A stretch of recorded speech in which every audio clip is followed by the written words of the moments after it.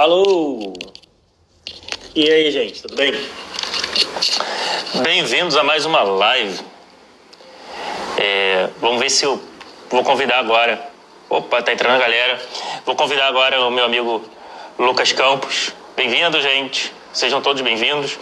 Deixa eu ver se o Lucas Campos já tá ao vivo pra gente começar a bater um papo. Opa, acho que ele apareceu agora. Vamos começar a bater um papo. Acho que todo mundo já conhece a mim. Eu sou Felipe Magalhães, eu sou médico, sou nefrologista. Dizem pra gente não introduzir muito. Opa, eu vi esse copo, hein, Lucas? Cara, pior que é suco de laranja, hein? Tá certo, tá certo. É suco de laranja. Olha só. Vai dar merda. Opa, olha lá. Opa, suquinho de laranja, tá certo. Então, Lucas Campos tomando seu suco de laranja. Quem não conhece o Lucas Campos é um professor do Jaleco, um dos nossos professores de semiologia. E junto comigo, nós somos diretor de qualidade do Jaleco, né, Lucas? É isso aí. E aí, como é que estão as coisas? Tá tudo certo, né? Fora lá no hospital, que tá meio barra pesada. Para quem não sabe, eu sou supervisor da residência de clínica médica do Hospital Federal aqui do Rio. E a gente está enfrentando uma pandemia, né? Pois é. Bem, galera. Disso.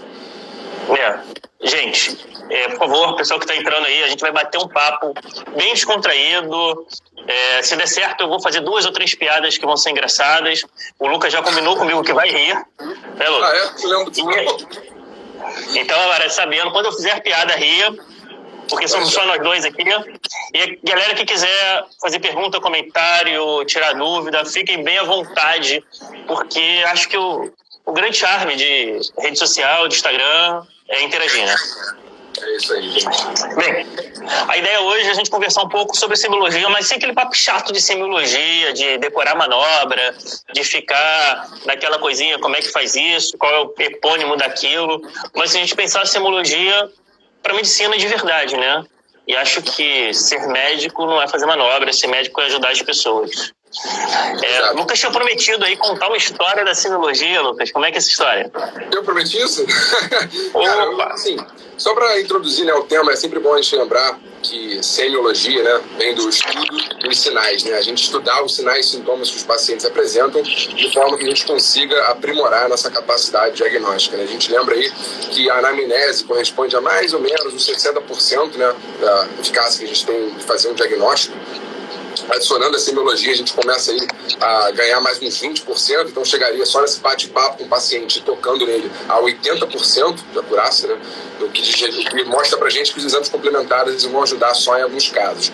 O que é uma inversão do que acontece hoje em dia, né? Muitas vezes a gente faz o exame de imagem, faz o exame complementar, o que for, e aí quando você para pensar, ficou faltando só a anamnese do exame físico, né? Então... não, volta e meia isso acontece, né? Às vezes a gente vê pedido de tomografia, às vezes, e aí, cara, chega a tomografia, você fala assim, não, mas vem aqui, conta mais da história. E aí você vê que o colega... aí o colega tem que voltar, mas isso aqui você perguntou? E aí o colega tem que voltar para saber. Eu acho que a grande sacada disso, assim, de semiologia é a principal atividade na investigação de doenças. É claro que isso não é a única coisa que a gente faz como médico, a gente faz muito mais do que investigar doenças, do que fazer diagnósticos. Mas assim, quando a gente está falando de fazer diagnóstico, semiologia é tão importante que o resto é complementar. Todo o resto que não é semiologia, qualquer coisa não é semiologia, a gente chama de exame complementar. Então, semiologia... Fala aí. Vou complementar só um pouquinho, já que você pediu para contar boa. História, né? A gente lembra que, antigamente, a forma da gente suspeitar daquelas alterações era muitas vezes feita na biópsia, né? Então, o paciente morria e a gente estudava os órgãos, né, através da patologia e tudo mais, e ia vendo ali as alterações que ele tinha. Realmente, o cara com uma tosse, uma secreção, quando foi abrir o corpo do cara, tinha uma lesão lá no pulmão dele. E a gente começava a associar essas coisas. Depois de um tempo, foram sendo inventadas algumas técnicas, né? Até mesmo algumas ferramentas, como por exemplo Laennec, lá em 1816, que inventou o estetoscópio, é uma ferramenta utilizada aí amplamente na semiologia em vários aspectos, né? E aí começaram a correlacionar os achados do exame físico com a patologia. Realmente, eu botei o esteto no tórax daquele cara, e aí logo depois que ele morreu, abrimos o peito dele, realmente tinha uma lesão lá. E aí então foi correlacionando a semiologia com a patologia. E aí William Osler, né, que de fato colocou a semiologia em prática como um estudo, né, à beira de leito e tudo mais, mas isso foi lá para 1893. Então, antes de 1900, a semiologia já estava estava sendo bem implementada aí na prática clínica com certa importância. Mas, infelizmente, a gente sabe que até hoje em dia, em 2020, muitas pessoas ignoram, né, essa arte de examinar o paciente e já sai pedindo exame de imagem. O que é uma coisa interessante, Felipe, que até dá gancho da gente falar de outra parada, né? Que é o lance de que algumas manobras semióticas são tão úteis, mas tão úteis, que nem sequer o exame complementar consegue pegar, né? Deixa eu dar uma reclamada. Lucas, só dar uma reclamada. A única reclamada: semiologia não é arte. Semiologia é ciência. Sem arte, sem criar. É ciência, sim. Semiologia é ciência. Cara. Isso não quer dizer que não seja ciência. Tá certo. É uma arte científica. Uma ciência artística. Tá certo, então. Gostei mais. Mas eu acho bem legal assim, a gente entender que a semiologia já tem uns 2.500 anos, desde que a gente começou. Olha o Otávio, professor também de semi do Jaleco, apareceu aí. Grande Otávio. Fala aí, Otávio. Tá com raiva da gente? Não, eu acho que é saudade. Então, olha só, acho legal essa ideia, né, que assim, semiologia existe há 2.500 anos, que é o tempo que a gente tem medicina. A gente começou, as primeiras coisas foi examinando e conversando com pacientes. A gente sempre fez medicina assim. Então, desde os gregos, há 500 anos antes de Cristo, a gente começou esse papo de examinar. E aí, no final do século XIX, isso começou. Ele reclamou, semiologia não é arte. Semiologia é uma arte científica, cara, não é só arte. É mais que arte. Mas, assim, aí no final do século XIX, a gente organizou a semiologia como a gente entende ela hoje. E é muito maneiro essa história, né, que tem coisas que só a semiologia faz. Né? Tem coisas que não adianta. Ressonância não adianta, ultrassom, tomografia, eletroneuromiografia, que tem coisas que, cara, só a semiologia. Ou você vai fazer bem com semiologia, ou você não vai fazer o diagnóstico, né? E só para exemplificar, né, a gente colocar um pouco mais em prática essa conversa, a gente tem, por exemplo, na neurologia, né, depois dei uma pesquisada, pessoal, em algo chamado síndrome do 1,5, que é uma lesão do fascículo intermedial nuclear, e a gente vê que o paciente tem uma alteração de motilidade ocular, que às vezes nem a ressonância magnética de tronco consegue captar aquela lesão. E a gente vê isso, a gente faz esse diagnóstico clinicamente, né, através do exame da motilidade ocular do paciente. A gente tem exemplos em várias outras áreas. Você consegue citar algum outro exemplo, Felipe, fora da neurologia, né, da otorrino, da oftalmo, vários exemplos diferentes. Cara, otorrino tem, né? Assim, quando a gente... Mas porque é difícil até... É neurologia, é otorrino... Oftalmo tem clássico, né? Acuidade visual. Assim, qual é o exame pra gente ver a acuidade visual? Assim, é muito difícil. A semiologia é o grande negócio para ver a acuidade visual. Não tem muito jeito. A gente tem que testar a acuidade visual das pessoas através de semiologia. Não tem outro jeito. Aliás, dor. Você já pensou, cara? Qual é o exame que vê dor melhor do que as técnicas semiológicas? É claro, mesmo a técnica semiológica não é muito bom para ver dor, não. A gente sofre com isso ainda, né? A gente tem que coletar informações do paciente, mas assim, a gente consegue ver taquicardia, face de dor, a gente tem um monte de informações que a gente pode inferir que o paciente está sentindo dor. Exame. Cara, tem pouco exame para ver se o paciente está sentindo dor, né? Você pode até ver alguma coisa, um eletroencefalo, mas assim, é muito, muito ruim, né? Eu sabia que dava. O eletroencefalo mostra padrão. Cara, algumas ativações sugerem que o paciente pode sentir dor, mas, cara, é muito ruim, assim. Ninguém pede isso pra isso. Não serve para isso. Definitivamente não serve para isso. Dor, acuidade visual, tem muita coisa que, cara, até não importa o exame que você peça. Né? Lá da otorrino. Boa, tipo Salpike. É neuro isso, otorrino? Os dois, né? Otorrinolagia. O Otávio Drummond tá perguntando por que, cara, o Otávio Drummond tá querendo puxar o tapete nosso, né? Por que as mulheres... A gente falou dor, tá perguntando por que as mulheres... Eu aposto que ele tá esperando que a gente fale alguma coisa pra ele corrigir, né? Mas, cara, isso tem uma super discussão, né? Por que as mulheres são mais resistentes? Se é hormonal, não é hormonal, é progesterona que aumenta um pouquinho o limiar de dor. Tem algumas discussões sobre isso. Mas definitivamente elas sentem mais dor. Mas eu acho que essa resistência à dor pelas mulheres, bom, eu tô falando baseado no que eu acho, né? Eu acho que são mais alguns tipos de dor, né? Dor visceral, por exemplo, dor de cólica. Cara, a mulher é muito mais resistente para isso do que homem. Agora, não sei até que ponto, sei lá, tomar um tiro no braço A mulher sente mesmo. Até porque é difícil a gente comparar a dor que uma pessoa sente com a dor que a outra pessoa sente, né? É difícil, né? Mas, sim. E febre, cara. Febre a gente sofre muito mais, né, cara? Homem com febre, cara. Eu quando sinto febre, eu fico mal, cara. Cara, eu vejo a mulherada com febre, não acontece nada, né, cara? Pô, eu com febre, cara. Homem com febre, a gente morre. Bem, e Felipe, tem uma parada interessante também, que acho que é uma pauta bacana pra gente levantar quando o assunto é semiologia, que é justamente falar da semiologia relacionada à tecnologia, né? Qual é o limite da semiologia, até onde vai, como é que vira exame complementar. Isso é um assunto polêmico, né? Cara, o Lucas tá puxando aí, que o Lucas sabe dessa história. Deve ter uns 2 anos, mais ou menos. Teve aqui no Rio, a UERJ organizou um negócio de semiologia, um encontro de semiologia. E aí quem ia fechar o encontro de semiologia era o Selmo Celeno Porto, né? Professor, cara, com muito, muito tempo de estrada. Grande professor de semiologia do Brasil inteiro. E o cara ia fechar e eu ia abrir, né, os seminários e tal.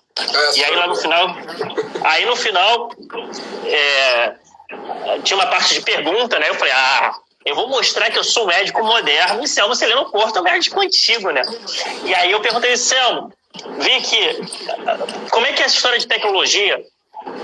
Eu escuto o coração com o estetoscópio, e o estetoscópio é definitivamente um aparelho tecnológico, assim. Isso não existia quando começou a medicina. Isso é um aparelho que permite a gente ouvir melhor sons que vêm do coração. E se eu usar um eco? Eu também estou ouvindo frequências sonoras. Por que eco não é exame semiológico e esteto é exame semiológico? Cara, Selmo Celeno Porto vira para mim e fala, doutor, é claro que eco é semiologia, a gente tem que incorporar as tecnologias. Ultrassom point of care é semiologia. O cara com 80 anos... Cara, tomara que ele tenha 80 e não 78. Mas, assim, entendendo que essas fronteiras não são muito certinhas, né? Até onde é tecnologia, até onde que é semiologia. E falando exatamente nisso, né? Porque até que ponto você pega um aparelho que amplifica o som, passa por um tubinho, um negócio metálico, aí vibra nos seus ossículos, você ouve aquilo amplificado, mas se você pega, por exemplo, um equipamento mais sofisticado, que ouve ondas que nem sequer são audíveis para o ser humano, são ultrassônicas, e aí traduz aquilo de som para imagem, aquilo ali não é mais semiologia. Então, semiologia raiz mesmo devia ser como antigamente, né? Tirar a caneta de cá, botar um paninho, auscultar o que fora, qualquer coisa fora de estudar semiologia. Então, realmente, é uma discussão. A Isabelle te corrigiu falando que ele tem 86 anos. Opa, que bom! Ele parece ter 80. Obrigado, Isabelle.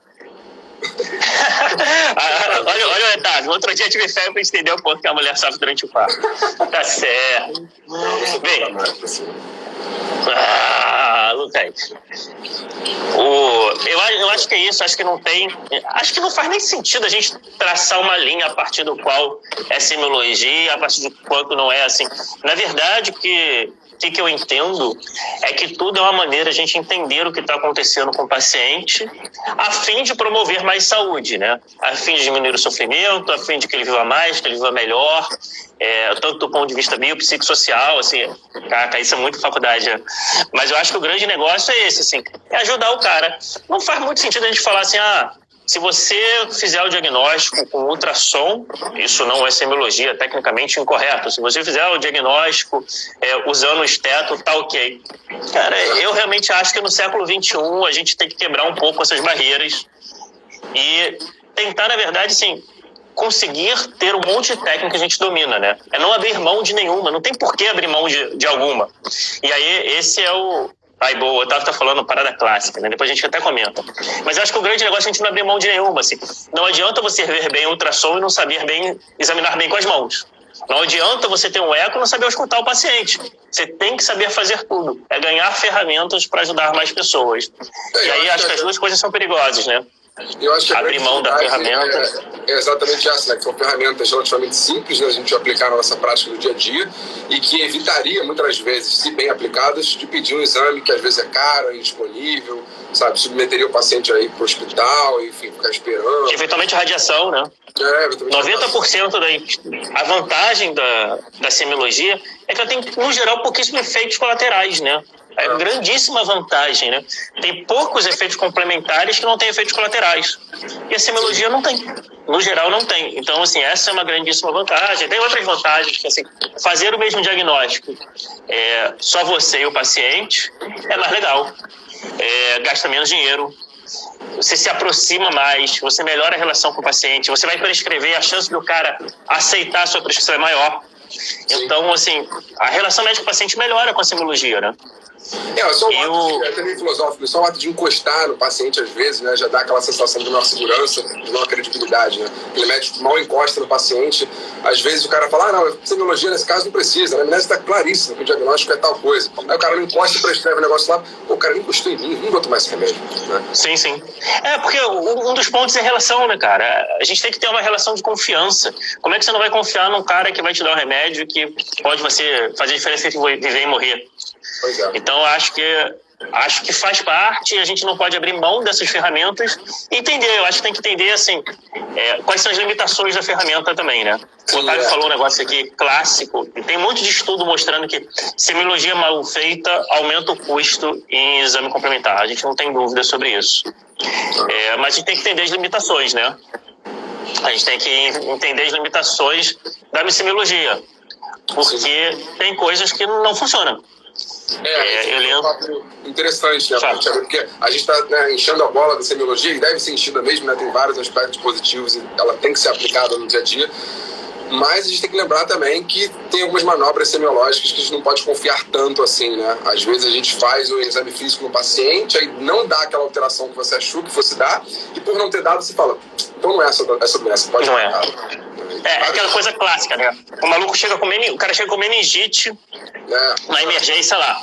Aí o cara tem cefaleia, tem cefaleia, tem febre, tá prostrado, tem uma lesão de pele, tem uma história de meningite meningocócica no lugar onde ele estuda, no coleginho dele, é uma criança, com história de contato com meningite meningocócica, febre, cefaleia, aí você olha o cara e ele não tem rigidez de nuca. Afasta. Não afasta, assim, né? Acho que é importante a gente entender que tem que compreender os resultados, né? Rigidez de nuca acontece em 30% dos pacientes com meningite. 30%, né? A maior parte dos pacientes com meningite não tem rigidez de nuca. E tem meningite.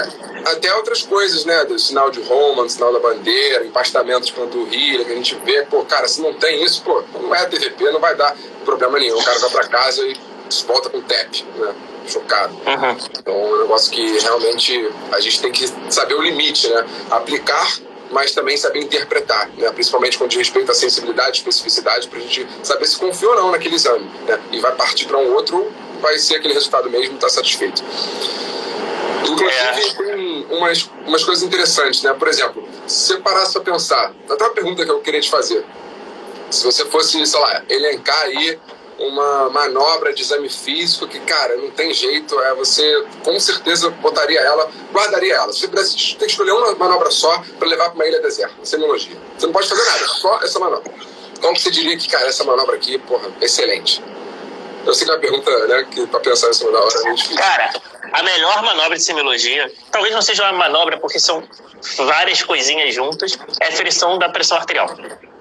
Cara, aferição da pressão arterial, porque ela te dá um monte de informação, inclusive se tem pressão, eu consigo ter sinais de gravidade, eu consigo saber se o paciente está instável, eu consigo saber que ele está vivo, faz diagnóstico de uma das doenças de maior prevalência no mundo, faz diagnóstico da doença que aumenta a chance das principais causas de morte do mundo, que é a VE, infarto agudo do miocárdio. Então eu acho que, assim, e se medir PA sem semiologia é difícil, né? Você vai ter que fazer uma pressão intra-arterial, vai ter que funcionar o paciente para monitorizar. É muito difícil fazer com tecnologia só. Dá para fazer, é até mais preciso, mas assim, tem um monte de efeito colateral. Então, assim, se tiver uma coisa, aferir pressão. Eu acho que aferir pressão arterial é a grande negócio. Você tem uma? Sabe o que é curioso? Eu fiz essa pergunta, ou seja, se eu estou fazendo a pergunta porque eu pensei nela antes, e aí eu fiz para você deu uma resposta muito mais elaborada do que a resposta que eu tenho. Porque assim, a manobra semiótica que eu escolheria nem de perto é mais importante do que aferir a pressão arterial. Só que, cara, coisa que realmente é o grande sinal de lesão piramidal, cara. Que sem isso, porra, é o marco típico, né? Que você evita pedir talvez exames, ou então faz com que você peça exames, que você fique preocupado, que é justamente a pesquisa do sinal de Babinski, né? Acho que é o grande exame aí que a gente tem na semiologia, principalmente dentro da neurologia, que é um dos Peraí. Então deixa eu ver se eu entendi. Você perguntou qual que eu levo para uma ilha deserta. Qual sinal semiológico eu levo para uma ilha deserta? Eu medi a PA e você fez Babinski, é isso? E você trouxe a pergunta. É verdade. Não, mas eu perguntei agora, não tava... não estudei. Tá certo. Não. Mas eu acho... O Otávio fez uma pergunta, você viu, Otávio? Quais são os 5 sinais semiológicos mais revolucionários da história? Cara, Otávio, 5 mais revolucionários... Cara, é porque é difícil entender o que é revolucionário, né? Eu acho que as técnicas, o sons de Korsakoff, para medir a PA é uma revolução assustadora. Permite o diagnóstico de um monte de coisas, permite a gente entender um monte de coisas e permite a gente, inclusive, começar a tratar e fazer as pessoas viverem melhor e evitar as 2 principais causas. Eu acho que talvez seja assim, o mais revolucionário de todos. Agora, elencar 5, eu vou precisar de pensar um pouquinho e depois eu respondo. Não sei se o Otávio sabe, né? Termômetro, talvez, aferição de temperatura, acho que é um negócio que... Aferição de temperatura é impressionante. Boa, muito bom. Aferição de temperatura. Acho que a gente vai acabar assim, cara, quem mais revoluciona? Sinal vital, né, cara? Assim, pois é. Não tem como você ser mais vital do que isso. Exato. Não tem, assim, eu acho que provavelmente a gente ia ficar ali perto dos sinais vitais e talvez alguma coisa com Babins, que é bem legal, porque é muito importante, permite diferenciar coisas que tem tratamentos, etiologias diferentes. Eu acho que Babinski é bem legal, hiperreflexia. Tem sinais semiológicos que são muito famosos, né? Tipo, do 33, né? Na ausculta respiratória, bem famoso. Né? Tipo, percutir um martelinho lá no joelho, a criança viu a perninha subindo, pô, isso é clássico. Reflexia. O Otávio tá querendo puxar o nosso tapete, né? Gente, quem não conhece, o Otávio é professor de semiologia do Jaleco também, é professor de semiologia de uma faculdade aqui no Rio de Janeiro. Então, assim, o Otávio tá querendo puxar o tapete e falou que não vale sinal vital, né? Se não valesse sinal vital, eu acho que pra mim o Babinski começa. Bloomberg é uma boa, Murphy, tem muito sinal legal. Bloomberg é muito bom. Cara, Murphy, eu dei uma aula sobre esse Murphy, tem um problema, né? O Murphy sem ser guiado por ultrassom, aliás, Murphy ultrassonográfico é semiologia? Pois é, porque o Murphy guiado tem uma sensibilidade de perto de 50%, né? Então, assim, tem que tomar muito cuidado para interpretar Murphy, porque ele não pode excluir. A gente não pode usar Murphy para excluir colicistite e tal, porque a sensibilidade do Murphy é de 50%, é jogar uma moedinha para cima e ver o que acontece. Então, eu acho legal o Murphy. Quando dá positivo, é muito interessante. Eu acho que a percepção toda é legal, mas eu não sei se o Murphy entra nisso aí por causa da sensibilidade. Ele dá uma derrapada aí. E falando em sensibilidade, tem uns testes que são, né, semiológicos, são relativamente simples de se fazer, que são excelentes, né? A gente lembra, por exemplo, o teste mais sensível que tem no paciente cirrótico seria o edema alveolar, né? Então, olhar para o pé do paciente, palpar o pé do paciente, seria muito bom. Você pensa, por exemplo, em ICIT, né? O toque retal, sensível, é muito bom como teste de sensibilidade, né? A gente vê, por exemplo, etiologia alcoólica para cirrose. A gente fica pensando em várias bizarrices, né?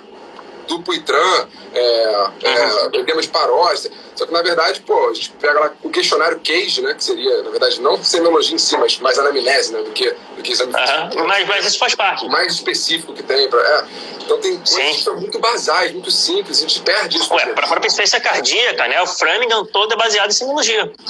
Quando você faz diagnóstico de insuficiência cardíaca com o Framingham, é baseado em semiologia, essencialmente semiologia, não é exame complementar. É ver se o paciente tem ortopneia, torcício jugular, refluxo hepatojugular, assim, Framingham é uma ferramenta semiológica, né?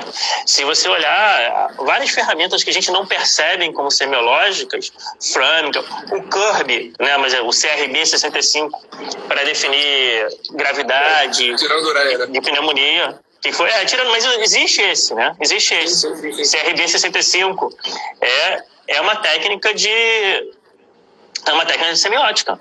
É uma técnica essencialmente semiótica. Não usa exame complementar e define gravidade de pneumonia.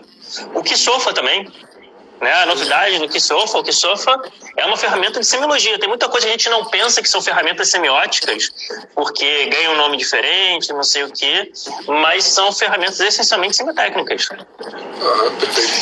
E aí, Lucas? Eu um pouco para neurologia, que é uma das que eu mais gosto, né? A semiologia neurológica, eu acho, cara, mais rica, mais ampla, mais bacana de se estudar. E tem umas coisas que são curiosas, né? Que às vezes a própria semiologia, na prática clínica, a gente sempre diferencia, né? Existe a anamnese, para conversando com o paciente, existe a semiologia, né? Que é o exame físico do paciente. Só que o curioso é que na neurologia muitas vezes se mistura, né? Porque você avaliar, por exemplo, propriedades cognitivas, né? De atenção, de memória, isso faz parte do exame físico e é, na verdade, na conversa, né? Então a própria anamnese faria parte do exame físico da neurologia. E tem outras coisas sensacionais, como, por exemplo, alguns exames físicos, umas curiosidades, né? De manobras semióticas que muitas pessoas acham que não dão para ser feitas, né? A gente pega, por exemplo, o sinal de Romberg, né? Você fala, pô, o sinal de Romberg, né, para avaliar a estática do paciente e tudo mais. Aí você fala, pô, o cara tem uma fraqueza muscular em perna, não precisa ficar em pé, esquece, não dá para avaliar a estática. Então, estática não claro dá. Que dá. Pois é, dá para fazer o teste de Romberg sentado, né, beira-leito. Muita gente não sabe isso. Então, por exemplo, sinal de Babinski. Pô, o cara não tem dedo, esquece, não tem como fazer, pô, dá para fazer, né? Tem sucedâneo, você pega lá na coxa e vê se o paciente teria o sinal de Babinski. Tem muita coisa muito bacana na semiologia que às vezes não é ensinada, né? Boa pergunta do Fabiano, pergunta polêmica. Os professores negligenciam a semiologia neurológica na faculdade. Cara, isso é verdade? Por quê? Por que a gente negligencia? Porque a minha impressão, inclusive, sobre semiologia neurológica é que é uma das semiologias mais completas, que faz mais diagnóstico e que são mais difíceis de você substituir por exame complementar, né? Porque, vamos ser muito sinceros, o Otávio, que é professor de semiologia, está aí participando. Assim, muita coisa que a gente faz na cardio, para diferenciar sopro, a gente tem uma sensibilidade e especificidade maior com o ecocardiograma. Agora, a semiologia neurológica é muito legal, é muito sofisticada, faz um monte de diagnóstico e a galera não aprende direito. Exato. Por que é isso, Lucas? O que você acha que acontece nesse negócio? Cara, eu acho que é porque a gente não é ensinado uma das ferramentas mais úteis, né, pra gente aprender semiologia, porque a semiologia neurológica é basicamente, cara, saber anatomia e saber fisiologia, que são coisas que as pessoas acham um saco, ou então muitas vezes são ensinadas de forma errada, né, ou então incompleta, e acaba que você não entende nada de anatomia neurológica, de fisiologia neurológica, que eu confesso que são extremamente difíceis mesmo, e aí chega na hora da semiologia, alguns períodos, anos depois, quando você finalmente precisa daquele substrato anterior que você não tem, você fala, cara, pra que eu vou ficar aprendendo isso? Às vezes até o professor não sabe direito essas coisas, né, e acaba ensinando o basicão pra gente. Eu tive a oportunidade de ouro de seguir, na verdade, o professor que eu tive na faculdade, ele me levava para uns ambulatórios no fundão, que, cara, a galera tinha toda quinta-feira reuniões sobre semiologia neurológica, e eu aprendia coisas ali que eu nem imaginava que eram possíveis. E aí comecei a ter acesso a livros super bacanas, inclusive baseei as aulas sem fazer marketing, né, mas eu baseei as aulas do Jaleco, né, justamente nisso, né, lendo esses livros que, são muito maneiros, cara, as coisas de semiologia, assim, fenomenais, que a gente nem imagina. Eu acho que vale muito marketing pra parte de sêmio do Jaleco, sim, cara. Principalmente a parte de... o Otávio tá aqui, né? Os dois professores na live, né? Um com o rosto, o Otávio só ali no textinho, mas assim, cara, vale muito a pena, até pra quem é médico, quem já passou, pra rever algumas coisas de semiologia no Jaleco, sim. Tem várias coisas legais. Exato. O Otávio está falando que a semiologia neurológica depende muito de neuroanatomia. Realmente, talvez isso seja uma barreira, né? A neuroanatomia que você precisa para a semiologia neurológica é muito mais sofisticada do que a anatomia cardíaca que você precisa para a semiologia cardíaca. Não fala isso. Então, talvez isso... mas de verdade cara. Assim, de verdade você não precisa de saber detalhes de anatomia cardíaca para fazer semiologia cardiovascular, mas você precisa de saber detalhes de neuroanatomia para saber a semiologia neurológica. E acho que isso virou barreira. E aí a gente tem, por exemplo, o ecocardiograma, mas não, na faculdade tem que decorar lá todos os 1 bilhão de epônimos da insuficiência aórtica, né? Isso que é importante. Então, realmente... Você vai reclamar disso, né? Você botou isso na prova do Jaleco e você está reclamando dos epônimos. Em minha defesa, eu botei na prova porque você pediu para que a prova fosse difícil. E eu não achei tão difícil, não. Não foi que a galera... Ui! Aí, bem, olha só. Fala. Quer falar?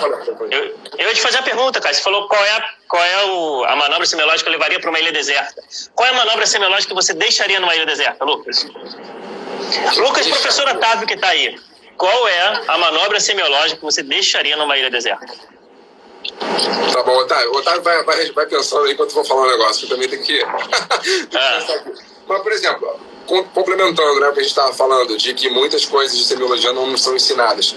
O problema também é uma coisa meio que inversa, né? Às vezes a semiologia, pelos professores acharem que é uma arte muito antiga, e realmente acabam achando que, pô, isso aí foi desenvolvido há um tempão, não sofreu muitas mudanças. E aí você acha que tudo que você aprendeu antigamente vale para hoje em dia. Então, por exemplo, ensinam para você lá na reumatologia, no exame osteomioarticular, ou até mesmo no exame neurológico, que faz parte, né? Quando você vai avaliar o nervo mediano, por exemplo, né? Um paciente com síndrome do túnel do carpo, enfim, esse tipo de neuropatia. Aí você lembra lá do sinal de Tinel, né? De estar percutindo, você lembra lá do sinal de Fallen, de ficar colocando a mão assim, 1 minuto, isso aqui. Só que, cara, tem um teste muito melhor que isso, que é aquele stretch and collapse, né? Que você faz aquele negócio e vê a força do paciente diminuindo rapidamente. Então, assim, manobra tão fácil quanto, mas que por ser mais atual, não lembro quando que saiu isso, foi depois de 2000, o pessoal, tipo, nem lê, nem ensina. E aí fica ensinando na faculdade e na prova coisas que são arcaicas, que não tem tanta especificidade alta, né? Aí o Otávio entrou aí falando de... Tem várias manobras que são inúteis. Você sabe qual é a manobra que eu ia deixar? Rosling, e aí, só para ser polêmico. Rosling é inútil? Você deixaria na ilha deserta a manobra de Rosling? O Otávio falou. O Otávio falou. Você sabe qual que eu deixaria? Toque retal para veicite. Cara, eu falei é mais sensível. Você falou, mas é só de maldade com você. É muito, muito sensível. Mas assim, cara, toque retal para veicite é tão sensível, que você vai achar um monte de ascite sem significado clínico. Então, para quem não sabe, o que acontece? Você faz o toque retal. É um exame muito incômodo para o paciente, porque é diferente do toque retal que normalmente a gente faz com o paciente decúbito lateral. O toque retal para ascite, o paciente tem que ficar numa posição de 4 apoios. Então, assim, é uma posição muito desconfortável para o paciente. E ele é tão sensível que vai pegar um monte de ascite que não tem significado clínico nenhum. Então, vai pegar um monte de ascite que você não consegue funcionar. Então, ascite que você fala assim, tem ascite, e aí? Você não consegue funcionar, você não vai fazer gases, a maior parte delas não tem significado clínico nenhum. Você não vai ajudar as pessoas a viverem mais, você não vai ajudar as pessoas a viverem melhor, você não vai fazer ninguém mais feliz, mais saudável, porque você fez esse exame. Eu acho que, assim, o grande negócio é fazer as pessoas melhores. E aí você não ajuda ninguém fazendo toque retal para ascite. Apesar da sensibilidade ser linda, na teoria é lindo, mas eu ia deixar esse negócio na ilha deserta fácil e abandonava por lá. Realmente, pensando aqui no gancho do Rovsing, né, tem várias manobras para checar apendicite, sinal de Aaron, por exemplo, né, o Dunphy, né, que você pega o paciente tossir e vê. As coisas assim que, cara, são mais, né, você fica... Alguém falou Lenander aqui. Aqui, você viu o Lenander aqui? Porque, na verdade, assim, é difícil, né? A tomografia é muito boa e a maior parte dos apendicites vão sair na história e no exame físico sem essas manobras. Sem a maior parte. Essas manobras não vão te adiantar, você já sabe que é apendicite. Cara, o Roger está perguntando, semiologia e propedêutica são sinônimos? E aí, Lucas, é sinônimo ou não é sinônimo? Cara, não é sinônimo, né? Eu lembro que, inclusive, a gente aprende primeiro propedêutica, geralmente na faculdade, e depois a semiologia. Pelo menos na minha foi assim. Agora, pontuar exatamente quais são as diferenças... Na verdade, a propedêutica inclui análise. Não, mas a propedêutica inclui análise. A semiologia, a semiotécnica é o exame. Então, assim, 90% das vezes são sinônimos. Todos os livros de semiologia, eles vão falar sobre propedêutica também. Mas a semiotécnica é o exame em si. A propedêutica inclui a investigação inteira. Então, a propedêutica é como é que você organiza aqueles exames para tentar chegar no diagnóstico. Mas, caramba, uma coisa não faz sentido sem a outra. 90% das pessoas vão falar que são sinônimos, propedêutica e semiologia, mas é a manobra em si e a outra é a interpretação e a colocação nisso para a busca do diagnóstico. Perfeito. E você já achou qual é o exame que você abandonaria? Ou ficou nessa confusão aí dos exames da apendicite? eu acho que seria um desses bizarrinhos de apendicite, um desses bizarrinhos de ciência órtica, né? Sinal de Miller, sinal de Mussé. Não sei se isso teria tanta relevância. É mais legal do que útil, né? Talvez para a prática clínica, né? Ainda mais com o ecocardiograma hoje em dia. E não sei, enfim. Só para deixar o Otávio maluco, Otávio, hand grip eu deixaria na ilha deserta. Para que serve o hand grip, Otávio? Assim, galera, só para explicar assim, porque é uma outra provocação. Hand grip, gente, serve para um monte de coisa para diferenciar sopros. Mas assim, no mundo real, o hand grip é muito difícil a gente fazer, porque a gente vai usar ecocardiograma em quase todos os sopros que a gente acha patológico. O hand grip serve para diferenciar sopros que já são patológicos. Então, assim, ok, é importante, é legal, mas, gente, dificilmente você vai fazer um hand grip e falar assim, não, essa estenose aqui é subaórtica, então eu não vou fazer eco, essa aqui eu já sei por que é isso. Aí, Otávio tá bravo. Ou falar, eu faço um hand grip, né? O hand grip normalmente ele aumenta os supraórticos, né? E aí eu falo assim, não, aqui diminuiu, isso aqui é subaórtico, eu não vou fazer o ecocardiograma. É legal pra caramba, é bonito de falar, é bonito, mas assim, no meu dia a dia, caramba, é muito mais para falar com o aluno. Acho legal a gente ter essa informação quando o eco não estiver disponível. Acho ok, assim, não tem ecocardiograma, o que eu faço? Mas no século XXI, Otávio, desculpa, eu vou pedir o eco.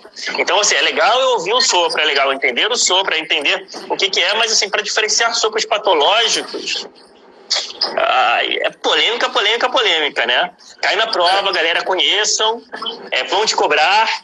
Eu vou te falar que de vez em quando eu faço, mas ele não salva a vida de ninguém. É isso que eu quero dizer, né?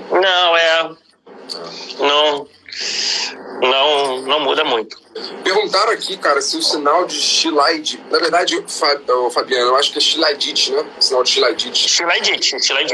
Eu não sei dizer se é comum na prática clínica, não, cara. Eu acredito que não, até porque é uma informação difícil, né? Eu não sei até que ponto ficam examinando. Chilaidite, na verdade, é um sinal radiográfico, né? Não, só que você dá pra ver pelo exame físico, como se fosse, não é sinônimo, mas como se fosse o sinal Joubert, né? Você vê lá aquele timpanismo, e aí geralmente é pela sobreposição das alças, né? Do intestino, só que você vê aquele timpanismo. Ao contrário do Joubert, que geralmente indica aí, talvez um pneu peritônio, enfim, uma coisa dessa. O Otávio falou que se eu acho hand grip inútil, eu tenho que fazer eco mesmo. Eu acho super útil, mas a gente tem que fazer eco de qualquer jeito, Otávio. Assim, o paciente tem uma estenose aórtica. Aí eu faço hand grip. Aumentou o supraórtico. E aí? Eu faço, o cara tem um sopro em foco aórtico sistólico. Eu faço hand grip, diminuiu o supraórtico. Assim, é legal, mas assim, é difícil falar. Eu sei para que serve, mas o meu principal intuito é salvar vidas, é ajudar as pessoas. Então, senão vira só uma coisa de ego, né? É bom a gente contar, Felipe, pra galera que talvez chegou atrasado, porque a gente teve 2 momentos aqui na live, né? Um pegando a semiologia e jogando lá pra cima, e agora dando umas esculhambadas, né? Botando algumas... A galera que chegou agora vai achar que a gente é maluco, a gente tá falando mal da semiologia, a gente ama a semiologia, gente. O Lucas tá falando escala de Cincinnati para AVC, é semiologia, né? O INEATE também é semiologia, né? Então, realmente isso tudo é semiologia, não tem dúvida. Então, AVC, cara... É claro que tem margem, mas as escalas de prognóstico tem muita coisa com exame físico. Quem já fez trombólise no AVE já fez INEATE mais 15 vezes e é semiologia. O Otávio está falando, vamos pedir exame para todo mundo. Não, Otávio, a gente não vai pedir exame para todo mundo, a gente gosta de semiologia. A gente adora semiologia, a gente vai escutar sopros, a gente vai ver se o sopro é patológico ou não é patológico. Legal. Mas a gente não vai fazer eco para quem não tem sopro patológico, de jeito nenhum. A gente não vai fazer eco para quem tem sopros não patológicos, de jeito nenhum. Sopro não patológico não faz eco. Agora, ficar investigando sopros patológicos com manobras semiológicas, eu tenho um pezinho atrás. É igual ver calcificação valvar no raio-x. Ok, mas não é o melhor exame para isso. Exato.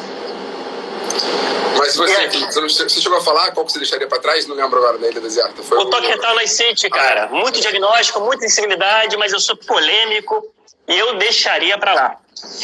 Lucas, pergunta diferente.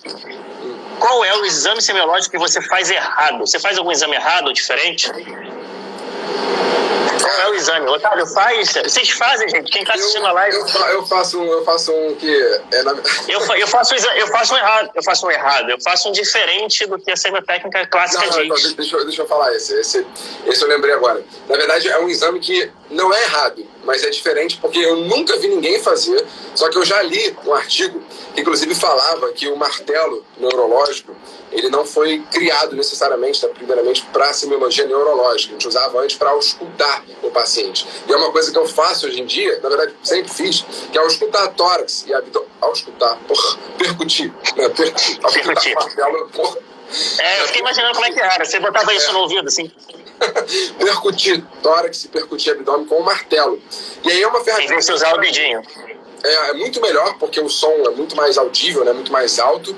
Só que, por um lado, me atrapalhou um pouco, né? Porque hoje em dia, se eu vou percutir, por exemplo, o abdômen, às vezes que é meio difícil assim, com o dedo, o som fica meio baixo, fica meio inaudível. Mas, cara, eu tô sempre com uma martelo quando eu vou examinar alguém, então isso nunca vai ser um problema. Mas martelo é uma dica que eu dou pra vocês. Passem a percutir os pacientes, seja lá onde for, com o martelo. É muito melhor do que com o dedo. Aí, você sabe que eu te perguntei porque eu ia falar o que eu faço diferente. Qual é a parte que eu faço diferente do livro. E, caramba, também é percutir.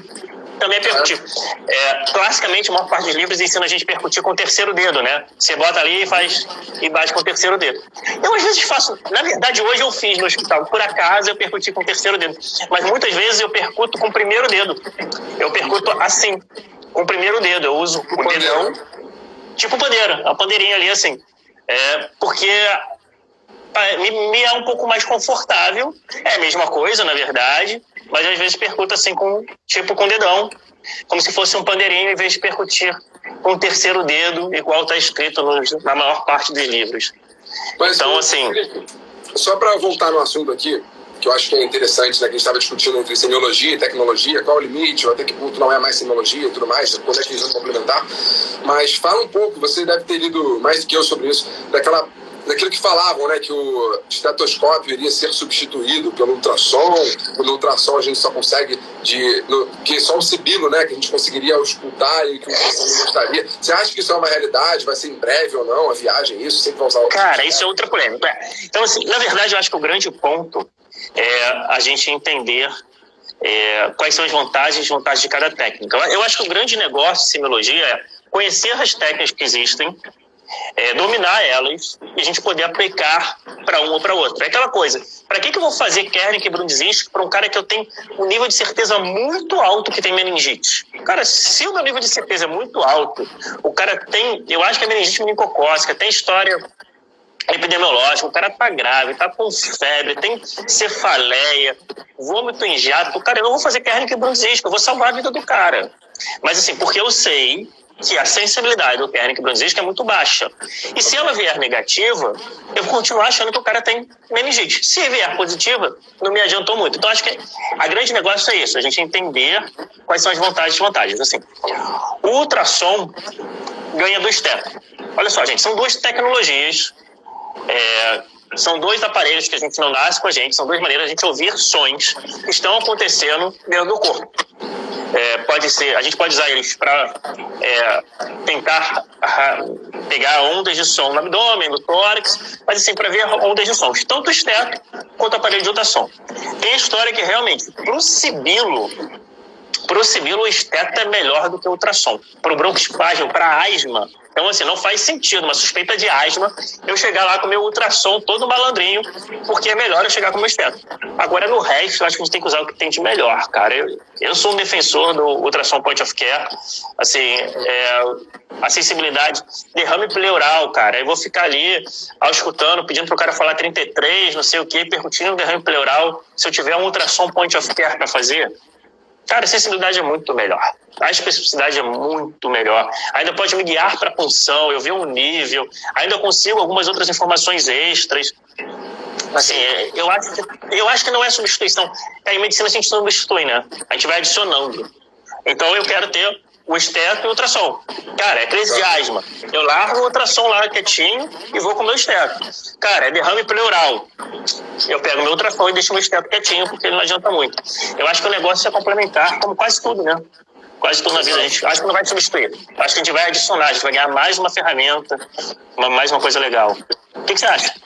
Não, exatamente, era isso que eu queria instigar, mas se era mais uma questão de, cara, não, daqui a pouco, aqueles ultrassons, point of care, tipo aquele Butterfly, né, que saiu uns anos atrás, que se cabe no bolso, conecta no iPhone e tudo mais. Cara, é muito legal. Comprar. A minha ideia quando eu me formei era fazer a residência, né, uma especialização e um curso de ultrassonografia para ficar bom nessa parada. Mas aí o jaleco entrou na minha vida e mudou o rumo de tudo, pro bem. Não, a gente vai fazer um dia jaleco point of care. Vamos fazer em breve. Espera aí que eu vou fazer. Cara, só para não esquecer, essa pergunta que o Otávio falou, né, das 5 manobras e tudo mais, inclusive a gente poderia botar isso numa dessas nossas, fazendo marketing de novo, das nossas listas, né, lá no YouTube. Contem pra galera o nosso projeto de YouTube. Maneiríssimo. Gente, eu e o Lucas, nós somos os youtubers do jaleco. Nós somos...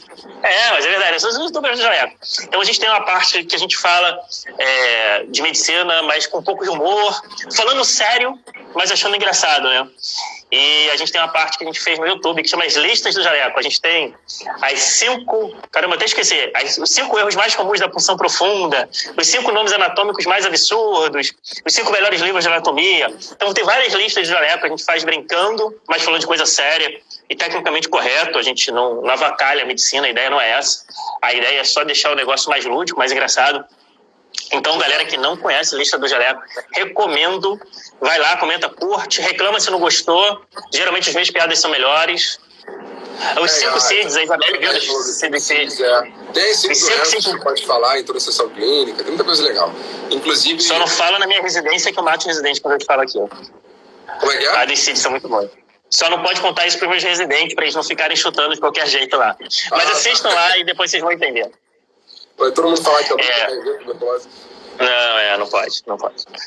O Otávio falou um negócio muito engraçado, né? Essa parte nem tão engraçada, sobre o que as pessoas fazem errado. E eu tenho a mesma impressão que o professor Otávio. Ele fala, cara, o que vê mais são as semiotécnicas de palpação do fígado e baço. Cara, Otávio, eu não acho que o Otávio tá aqui ainda. O que eu vejo não é a galera fazendo errado, não. É que a galera não faz.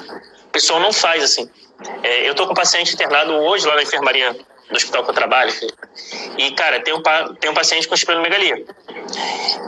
Cara, os 3 residentes já vieram falar comigo sobre a esplenomegalia do paciente. Sabe quem botou o paciente em posição de Schuster? Ninguém. Então, assim, eu acho que as pessoas nem fazem, aí o Otávio falou, eu acho que as pessoas nem fazem errado. Eu acho que as pessoas simplesmente não fazem, eles não botam os pacientes Schuster para avaliar o baço. E aí, caramba, a sensibilidade vai lá para baixo. Eu não sei se tem alguma outra aí. O que você acha que as pessoas fazem errado? Cara, 1 milhão de semiotécnicas relacionadas a neuro, né? Cara, era, Ou não faz, né?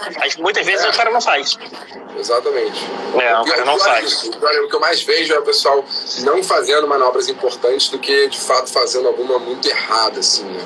Porque o que eu vejo errado, geralmente, não é nem errado, mas é muito incompleto, é o exame da marcha, né? Eu vejo os caras falando literalmente pro paciente, quando faz, pro paciente andar dali até ali, tipo, dão uma passeada no corredor do hospital e tá bom. E esquecem de pedir pro paciente andar na ponta do calcanhar, andar, por exemplo, né, na ponta dos pés, pedir pro paciente pular de um pé só. Isso são manobras semiológicas, cara, lindas pra triagem, né? Porque se o cara consegue fazer isso bonitinho, você já exclui, não exclui, um monte de doença, né, mas uma gama de patologias. Cara, meu irmão, esse cara não pode ter neuropatia bizarra se não tá pulando com um pé só. Tipo, umas coisas assim que, cara, ajudam muito, sabe? E não custa nada. Sabe o que é impressionante? Cara, eu vejo um monte de paciente com doenças neurológicas periféricas e que ninguém olhou a marcha do cara. Cara, ninguém pediu para o paciente andar, cara. Ninguém viu o paciente andando. Examinou o cara, chegou no leito, examinou o cara no leito e ninguém viu andando. O Otávio lançou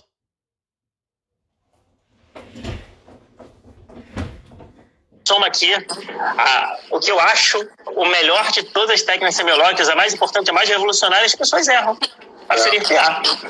As pessoas realmente erram, as pessoas não aferem PA direito. Tem toda a razão. Uma que eu faço errado, essa é uma que eu faço errado. Eu não faço muitas vezes o método palpatório antes. E é um erro. Tem que admitir. Aí, Otávio. O cardiologista, Otávio, eu conto frequência cardíaca em 60 segundos. Não estou multiplicando, não. Aliás, frequência cardíaca é uma dessas. Depois vamos falar que frequência cardíaca é uma das coisas que a semiologia é muito melhor. Porque o eletrocardiograma não vê frequência cardíaca, vê frequência elétrica, né? Então, para você saber a onda de pulso de verdade, né? O sangue tá chegando, cara, dedinho no pulso é muito melhor do que um monte de coisa. Do que eletrocardiograma, qualquer coisa. Semiologia para ver pulso, né? Medir pulso sem usar semiologia, usando tecnologia, é difícil, né? É realmente muito difícil. A Isabelle falou que é para desconectar você da live, botar o Otávio no lugar, eu acho que vou fazer isso. E ela perguntou aqui, a Ana deu oi, Ana. A Isabelle perguntou de que residência eu sou coordenador e de onde. Será que eu falo ou deixo na dúvida? O que você acha? Não, tem não. Isabelle, eu sou coordenador da residência de clínica médica aqui do Hospital Federal da Lagoa, no Rio de Janeiro. Tá, já tem uns 6 anos, mais ou menos, que eu brinco de treinar medicina e aprender medicina lá com os residentes. Inclusive o Rodriguinho foi residente dele. O pessoal não conhece o Rodriguinho, fica por trás da câmera, eles não conhecem. Mas assim, o diretor de produto do Jaleco foi meu residente. Aliás, o fundador do Jaleco foi meu interno quando eu era residente, né? O moleque tá com moral, hein? O Lucas Cotini, que fundou o Jaleco, ele era interno quando eu era residente, quem ensinou nefrologia pra ele fui eu. Eu fazia residência de nefro lá no fundão na época. Mas então, e aí? Felipe, então vamos fazer o seguinte, cara, vamos aproveitar esse momento pro pessoal deixar aí algumas sugestões de próximas lives, até mesmo de lista, a gente pode fazer algo relacionado a tecnologia. E aqui foi mais um bate-papo descontraído, né, para falar um pouco da história do sêmio, a relação com tecnologia ou não, sinais úteis pra caramba, sinais inúteis, mas acho que a gente podia fazer uma coisa mais relacionada à semiologia, inclusive escolher uma área, né, pegar a semiologia cardiovascular, semiologia neurológica e fazer uma discussão mais aprofundada e bacana. Pra gente. Eu acho legal, dá pra fazer um monte de coisa live, né? Vamos aproveitar a pandemia pra gente fazer as coisas ao vivo e poder interagir mais, porque eu gosto muito de gravar no estúdio, mas assim, é muito legal a gente falar, tentar entender por que a Isabelle tá com medo, dar um joinha pra Aline, joinha pra você também, Aline. Eu acho que é legal. Gente, dúvidas, semiologias, comentários polêmicos, perguntas sinistras, alguém tem? Otávio? Doutor Otávio, você está aí ainda, doutor Otávio Drummond? Quer fazer a pergunta aí? Aliás, podia inclusive falar aí quais são as 5 técnicas mais revolucionárias para o doutor Otávio Drummond. Eu já falei as minhas, aferir PA, contar frequência no pulso. Isso não é revolucionário, mas eu acho importante pra caramba. Opa, aí o Otávio voltou. Babinski, eu acho que é daquelas grandes. Teste de acuidade visual comparativa. Teste de acuidade visual comparativa porque, caramba, pouca coisa substitui, talvez nada substitua. Tem que ter mais uma? Eu acho que reflexo. Eu acho que ver reflexos profundos. Cara, não tem jeito, cara. Não tem jeito. Acuidade visual é oftalmo, para com isso. Não, nervo óptico, não craniano. Tá certo. Tadinho, só tem olho pra brincar e a gente quer roubar as coisas. E a gente quer roubar a pranheira. Não. Agora, o pior é o seguinte, né? Eu sou nefrologista, não botei nenhuma de nefro. Palpação dos pontos ureterais. Cara, Você sabe que na nefro, assim, talvez a parte que a semiologia seja mais legal é a parte da semiologia de corpo estranho, né? É quando a gente examina o transplante de rim. Porque aí o rim fica muito acessível, né? Porque normalmente o rim é difícil de acessar na semiologia, mas no transplante de rim a gente bota o rim na pelve e o rim fica super acessível. Então a maior parte da semiologia legal da nefro é no transplante renal. Caraca, o Otávio perguntou quais são os 3 sinais manobras que a gente mais usa em cada segmento: neurocardio, pneu e abdômen. Cara, que fala aí, Lucas. Mas eu não tenho que parar pra pensar. Posso falar umas coisas? Não. Se você parar pra pensar, não é que você mais usa. Tá bom. Acho que assim, vamos lá. Vou falar de neurologia, então. Neurologias, 3 que a gente mais usa, 3 sinais e manobras que a gente mais usa de neuro. Cara, eu examino muita marcha, examino muito estática, principalmente sinal de Romberg. Acho que inclusive o sinal de Romberg é um dos sinais mais importantes da medicina. E o sinal de Babinski. Eu botaria esses 3: marcha, Romberg, estática e Babinski, que seria aí uma forma de avaliar lesão de via piramidal. Marcha, reflexos profundos e Babinski. Isso porque a AVE é muito importante, isso ajuda muito em AVE. E assim, a estática é legal, mas você sabe que quando eu boto o paciente na marcha, eu acabo meio que sem querer roubando algumas coisas de estática. Então, assim, é legal, acho importante, mas eu não troco uma estática por um Babinski ou por um reflexo profundo, não. Então, troquei, larguei sua estática e botei o reflexo profundo. Cardio. 3 sinais de manobras mais importantes de cardio. Cara, aferição da frequência cardíaca, cardiovascular, aferição da pressão arterial. Qual o terceiro que a gente mais usa? Cara, assim, é porque não é sinal e manobra, né? Aí o Otávio tá participando também. Eu acho que não é sinal manobra, é o escuta cardíaca, né? Escuta cardíaca, porque assim, é muito difícil a gente falar, Valsalva, talvez Valsalva, porque Valsalva, inclusive, serve para tratar, né? Valsalva serve para tratar ataque supra. Então, assim, talvez Valsalva seja um grande... lá em cirurgia ajuda. Valsalva. Aliás, eu acho que Valsalva é uma grande manobra revolucionária. Serve para hérnia, serve para diferenciar sopro e serve para tratar ataque supra. Eu acho que a manobra de Valsalva é a grande parada. O Otávio falou marcha, pupila e força muscular. Putz, eu gostei tanto que eu quero trocar. Pupila eu examino menos do que reflexo e estática. O problema é que pupila é muito interessante para o paciente com Glasgow de 3. Até porque, né, hoje faz parte do Glasgow a pupila. Então, todo mundo com rebaixamento de nível de consciência, a gente vê pupila. 100% das vezes, porque hoje faz parte do Glasgow. Então, pupila é legal, mas caramba. A maior parte dos meus pacientes estão acordados e aí pupila perde um pouco a força, né? Sim. É bom para o paciente com rebaixamento de nível de consciência, mas eu gostei, Otávio. Tô quase trocando as minhas pelas suas. Pra falar assim sem pensar, né? A gente acaba depois percebendo. Isso eu faço muito mesmo. Né? Pneumo, o que você acha que são? Cara, pneumo. Caramba. Tem muito mistério, né? Acho que as que eu mais vejo, por exemplo, são as básicas, né? De você escutar o tórax, de você fazer percussão. Barras gregas? Barras gregas é manobra? Barras gregas é manobra? Barras gregas? Que isso? De linha grega. Barras gregas é a posição, das linhas gregas, assim. Talvez, né? Deixa de ser.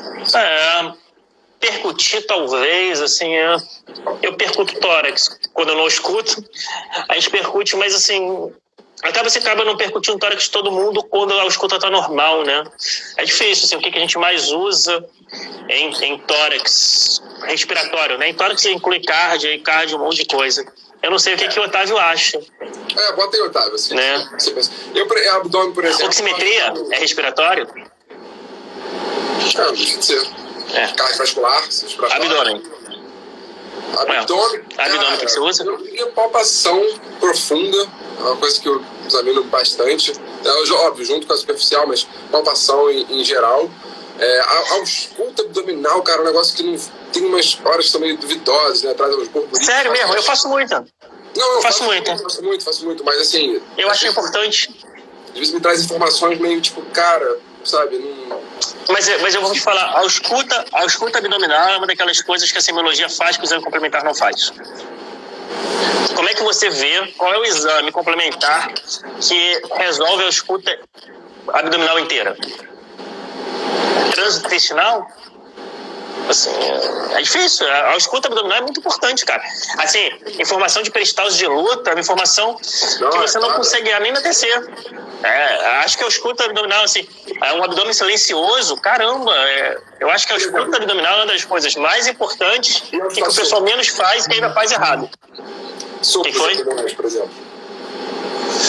Cara, supraabdominal é difícil, né? Porque essa é uma parte que até entra nessa técnica renal, né? Por causa dos sopros de estenose aórtica, mas é muito difícil diferenciar. É engraçado que sopro cardíaco é legal, porque tem um monte de manobra. O que foi? Estenose de aorta? O que foi? Estenose de artéria renal. Tá. Sopros abdominais é importante para a estenose de artéria renal. Só qual é o problema? A gente não consegue diferenciar. É diferente. Sopro cardíaco é muito fácil. Você tem um monte de manobra, hand grip, Rivero Carvalho, Valsalva, para tentar diferenciar sopros cardíacos. Os sopros abdominais você não tem muita manobra para diferenciar. Então você ouve um sopro no abdômen e é difícil você falar, cara, esse sopro do abdômen é sopro de artéria renal, esse sopro de abdômen está na aorta, esse sopro é um sopro de tronco celíaco, de mesentérica superior. Tudo isso pode soprar, cara. Tudo isso pode ter aterosclerose.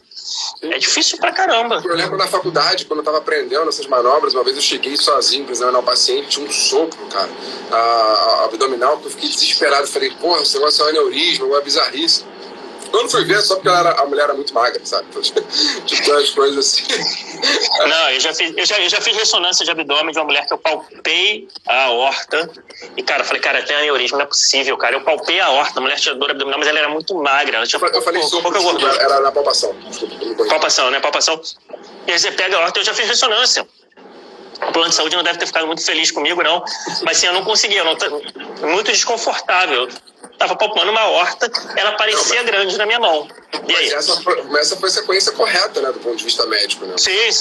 Mas não tinha nada. Possivelmente grave, que você ficou com medo e pediu um exame complementar e veio negativo. Que bom pra ela, mas... Que bom pra ela. O Otávio Drummond falou aqui, ó. Ciência respiratória... sinais de ciência respiratória, frame de ausculta são os mais importantes na opinião. Eu concordo. E a gente vai terminar a live. Gente, comentem, falem. Não fecha. Vai fechar em 10 segundos. Galera, foi um prazer a discussão. Vamos discutir medicina, conversar de medicina de forma leve. Não é pra doer, é pra gente ser feliz, né?